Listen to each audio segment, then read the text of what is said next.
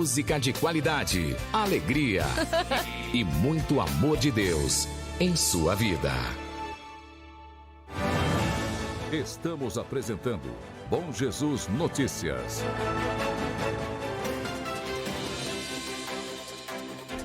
Agora são 8h31 em Cuiabá, estamos de volta e vamos conversar sobre política. Eu quero que você participe comigo, coloque a sua opinião. Se você não entende o contexto conforme a legislação, envie sua pergunta também. Porque além de opinar sobre o contexto político, o mais importante é entender o que a legislação diz a respeito do comportamento daqueles que estão envolvidos nesse cenário político, né? Hoje conosco no estúdio, o advogado eleitoral Silvio Queiroz Teles, e nós vamos falar do cenário político Lula e Moro. Mais uma vez entra em cena, digamos assim, e se torna um protagonista dos principais sites e veículos de comunicação a partir de uma fala que muitos colocam desnecessária do presidente Luiz Inácio Lula da Silva. Doutor Silvio, bem-vindo à nossa rádio. É muito bom ter você aqui numa segunda-feira para um assunto que repercutiu muito e eu sempre deixo repercutir bastante para que depois a gente escute um especialista para que nós consigamos, depois dos esclarecimentos dentro da lei, formar uma opinião ética, transparente e também imparcial. Bem-vindo e bom dia. Obrigado, Elaine. Nosso desejo de boas semanas para todos os amigos da Rádio Bom Jesus FM de Cuiabá e a nossa abençoada audiência do rádio e do YouTube. É, né? Verdade, o YouTube, gente. Ó, para você que está acompanhando no rádio, aquele bom dia, pode deixar mensagem no Zap, tá? Que é o 999713775. No YouTube você pode comentar no chat, deixa o seu comentário aí, que depois eu dou uma olhada lá, doutor Silvio também, todos nós também. Mas, doutor, vamos entrar no assunto, né, direto, de forma direta, porque assim, na semana passada o presidente Lula, ele fez aquelas acusações, não é acusações, ele duvidou da situação lá do PCC, do plano do PCC de sequestrar o senador Moro, Sérgio Moro, e aí ele fez um comentário, né? Eu vou até ler aqui, que eu deixei bem grifadinha, que a declaração diz assim, ó: eu acho que é mais uma armação do Moro, mas vou ser cauteloso, quero ver o que aconteceu, disse Lula isso na quinta-feira passada, tá? E aí ele enfatizou, é visível que é uma armação do Moro, mas não vou atacar ninguém sem ter provas. E se for mais uma armação, ele vai ficar desmascarado, mais desmascarado ainda. Foi uma fala não do presidente, né? Bom, na verdade, Elaine, nós temos as três primeiras palavras que você leu caracteriza já crime de responsabilidade. Quando ele diz que eu acho que é uma armação. E aí depois, mais ao longo, próximo do final, também confirma, ou seja, a dupla caracterização, não há dúvidas de que com essa fala, aparentemente ingênua, aparentemente sem efeito, do ponto de vista legal, do ponto de vista jurídico, nós temos a Lei Ordinária Federal 1079 de 1950, que é a lei dos crimes de responsabilidade, ou do famoso impeachment. Uhum. E segunda-feira que vem, dia 10 de abril, vai completar 73 anos de existência essa lei. E no artigo 9º diz que é crime de responsabilidade quem faltar com decoro, com a dignidade, com a ética do cargo. E um presidente da República faltar com a liturgia, vamos dizer assim, do cargo, com esse tipo de declaração, vamos repetir, vamos repisar, caracteriza crime de responsabilidade. Sem contar que do ponto de vista mais do direito administrativo, caracteriza também improbidade administrativa porque ele falta com o princípio da moralidade no seu ato ali, ele não tem como, ele pode estar numa partida de futebol ou na areia, na beira da praia.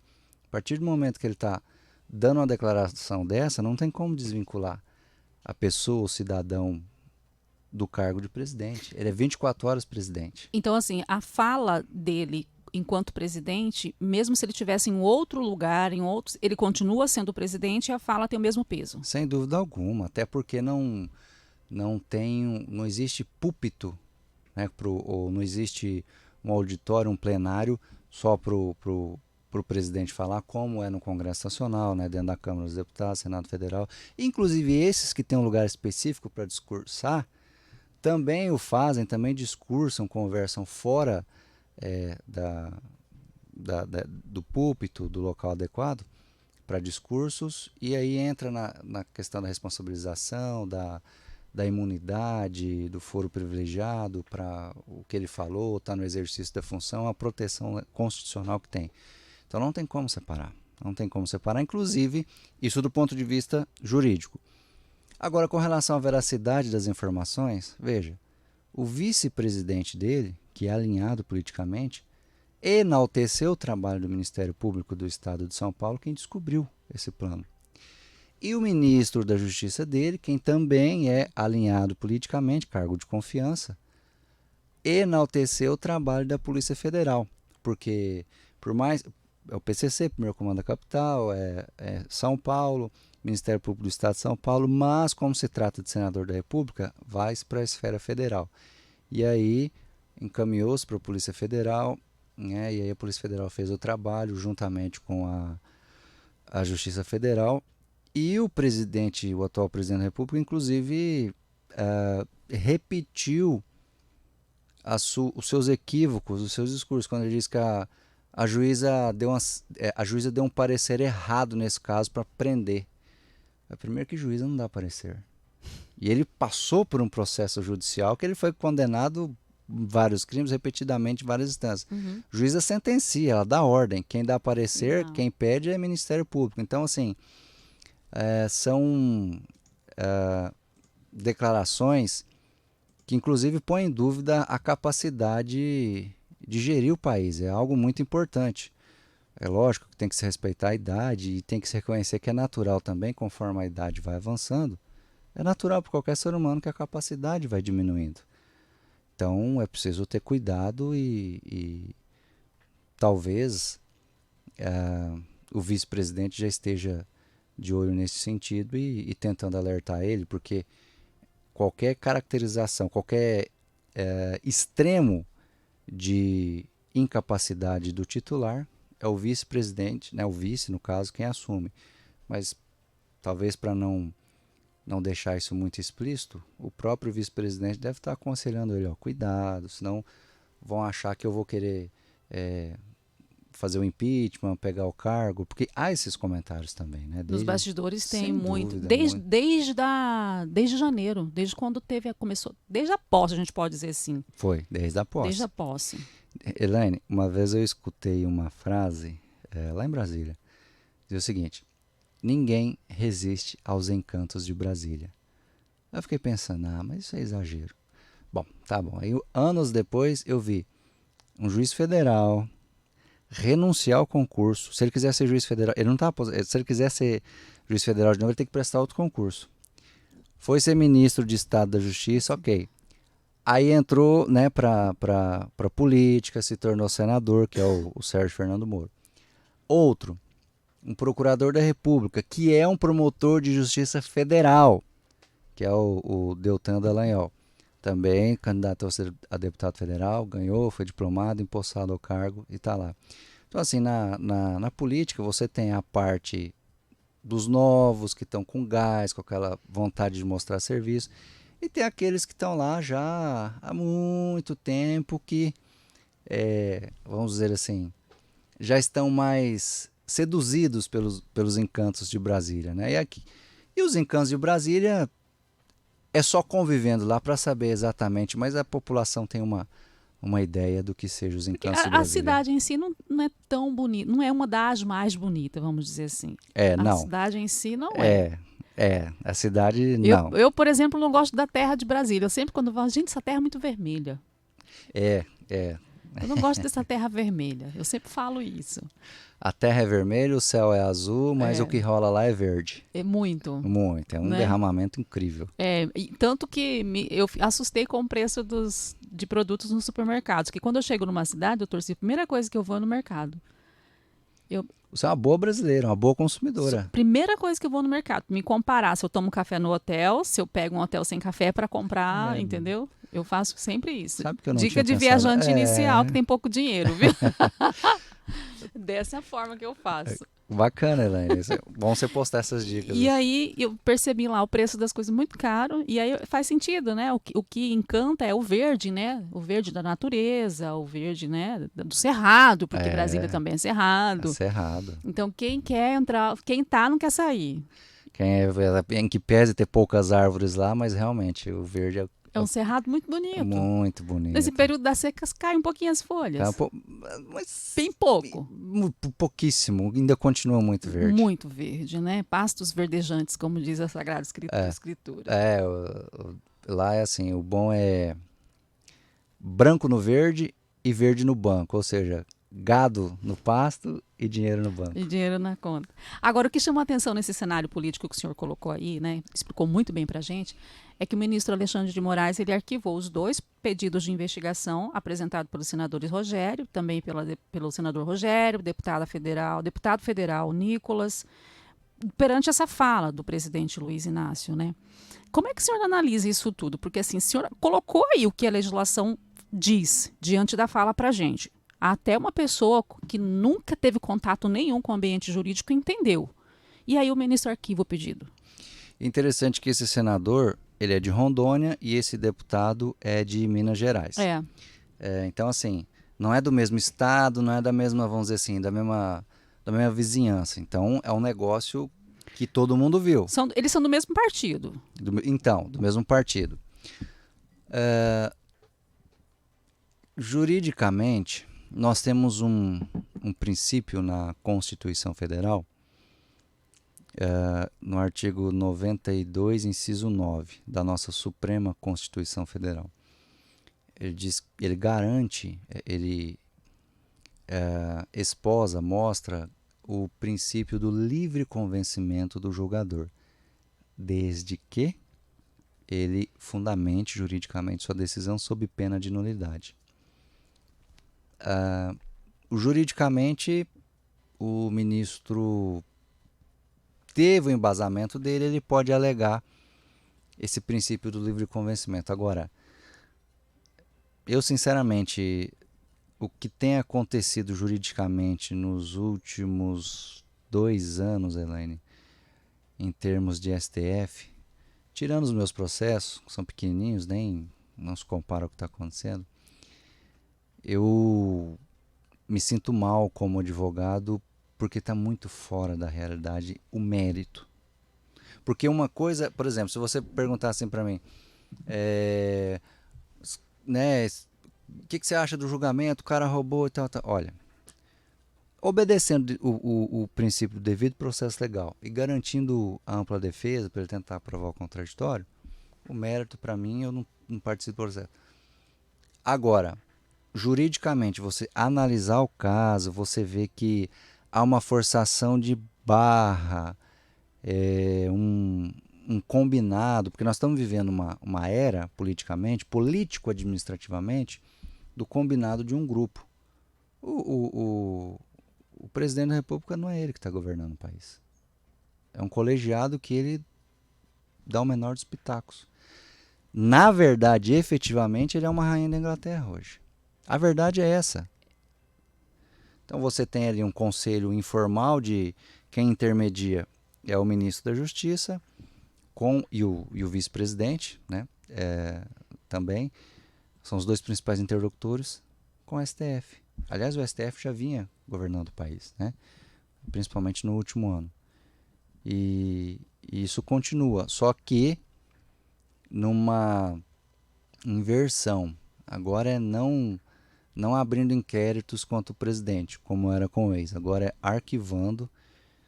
E então eu te digo como jurista, como advogado, que eu me sinto indignado com relação ao mérito e não com o aspecto formal, o aspecto processual.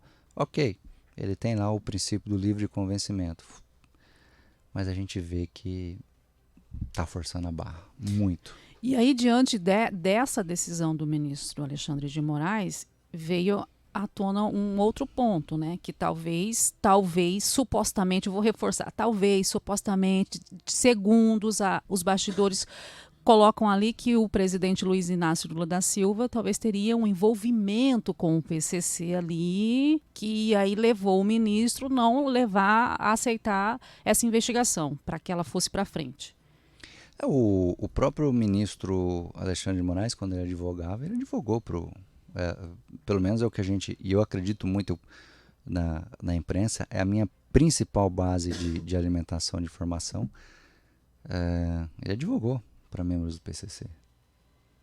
E aí você pensa, meu Deus, que país é esse? É um ex-advogado do PCC, hoje é ministro, juiz, mais alto cargo, e está favorecendo quem declara que não aguenta mais ver jovens sendo presos porque às vezes só roubou um celular, né? E perceba, 2 pesos e 2 medidas.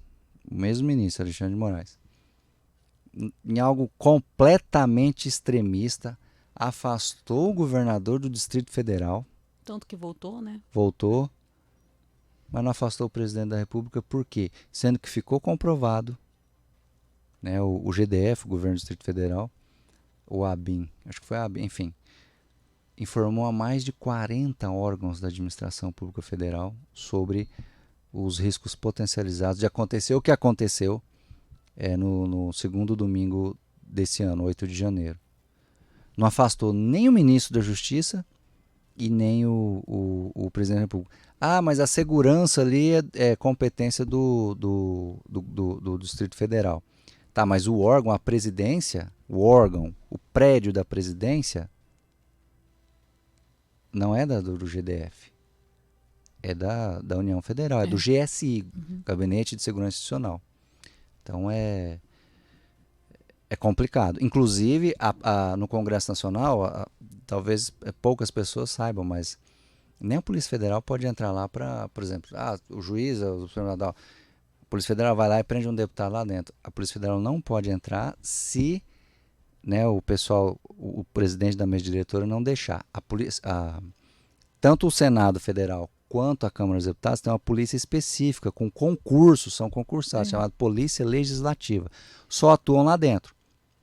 Mas não tem nada a ver com o GDF. É federal. Então, quer dizer, aí você fica, peraí, mas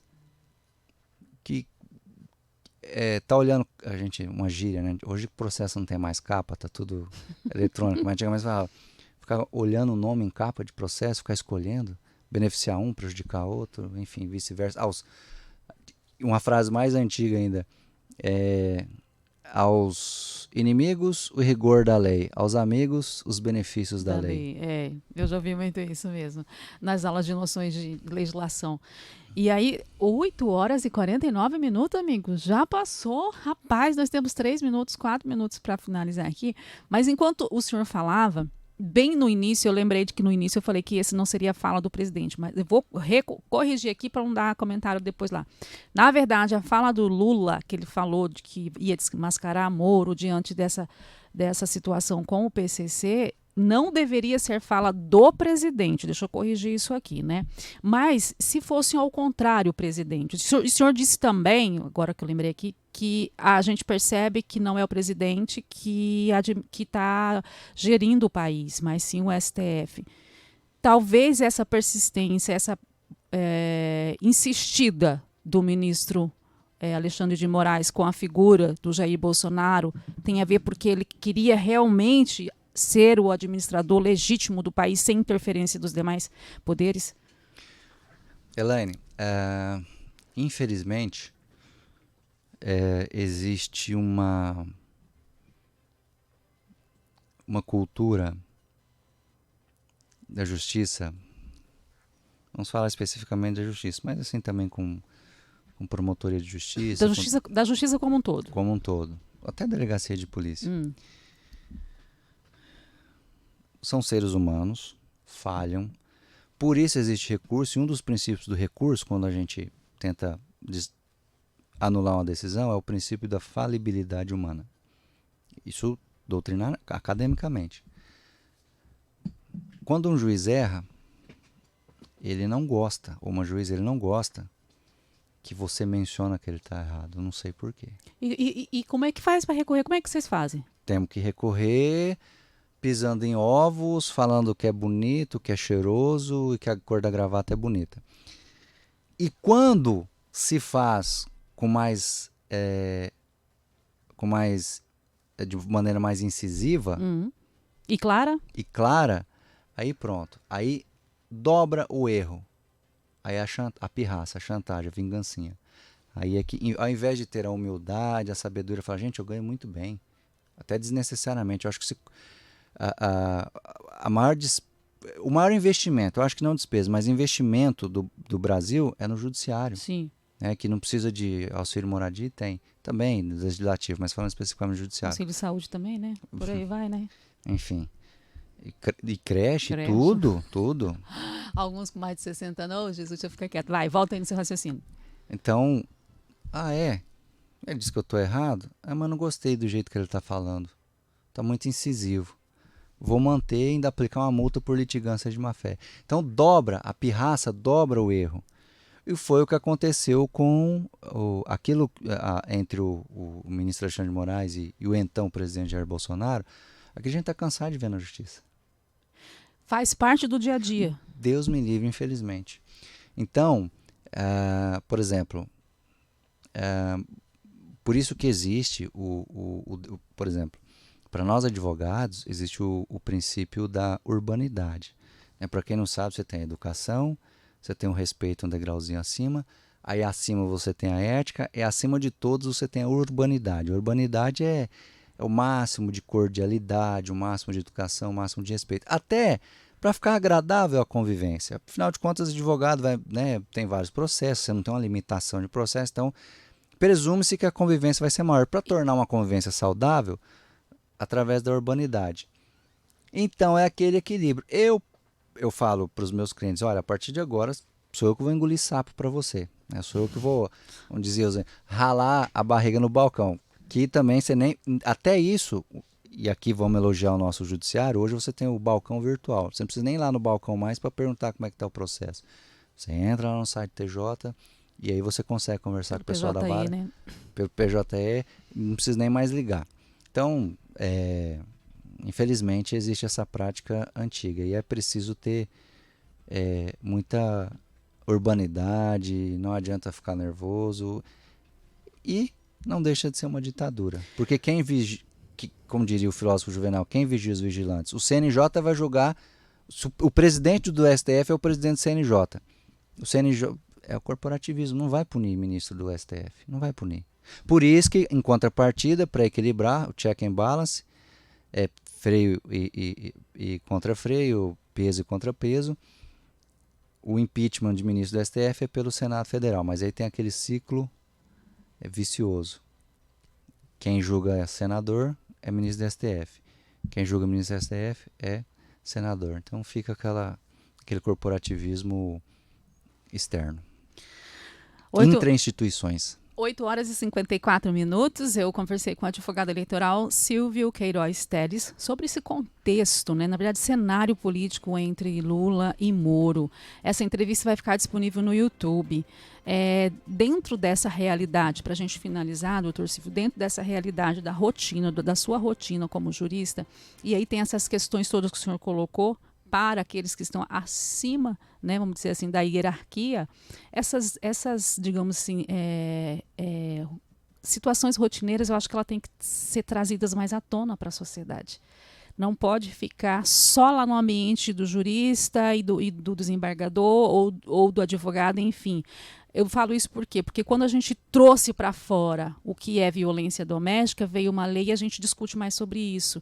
Todo o ambiente profissional tem as suas, digamos assim, pragas que precisam ser discutidas, que precisam ser dialogadas para entrar nessa harmonia, porque assim, o senhor como advogado vai bater em todas as varas. O senhor pode até, de repente, ali não ter uma amizade mais próxima com o juiz, mas o senhor vai voltar ali, porque é o seu ambiente de trabalho. Então a gente tem que falar dessas situações que desfavorecem esse ambiente, vamos supor assim, jurídico, né? E que quem acaba tendo um impacto maior e negativo com tudo isso é a sociedade, porque tem processos parados, travados e assim por diante, porque tem, de repente, uma rusguinha ali, não vou com a cara daquele advogado e vai empurrando o processo. Não, vamos lá, vai empurrando. E isso acontece em todas as áreas profissionais. E eu acho muito importante, por isso que eu falo que o diálogo sem violência, um diálogo com argumento, de acordo com a Constituição Federal, com as legislações previstas, melhora o dia a dia de todos nós. Eu não sou obrigada a gostar do Silvio, mas eu tenho a obrigação de lidar bem com ele, desenvolver um bom trabalho, se a gente está na mesma esfera. E eu acho que tem que discutir um pouco mais. Eu já trouxe outros advogados aqui, doutor Silvio, para falar dessa realidade. Alguns têm medo, alguns ficam ressabiados, mas a conversa clara, conforme determina e nos garante também os direitos pela lei, ela tem que ser falada para melhorar para a sociedade, não é verdade? Então eu quero agradecer essa disposição de explicar para a gente essa aula que o senhor nos deu e esteja sempre por aqui. Muito obrigado. Feliz Semana Santa a todos e estou à disposição. Muito obrigado. Eu encerro por aqui, minha gente, mas eu volto amanhã, tá? Amanhã nós vamos conversar com o Dom Mário Antônio da Silva, arcebispo metropolitano de Cuiabá, e nós vamos bater um papo sobre as Cáritas brasileiras, né? Então, se você quer aprender um pouco mais e saber também como funciona, de repente só ouve falar Cáritas e não sabe qual é a importância dessa instituição, participe com a gente amanhã e vamos bater um papo bem bacana, tá? Um forte abraço para você, fiquem com Deus e continue aqui na FM 92.7.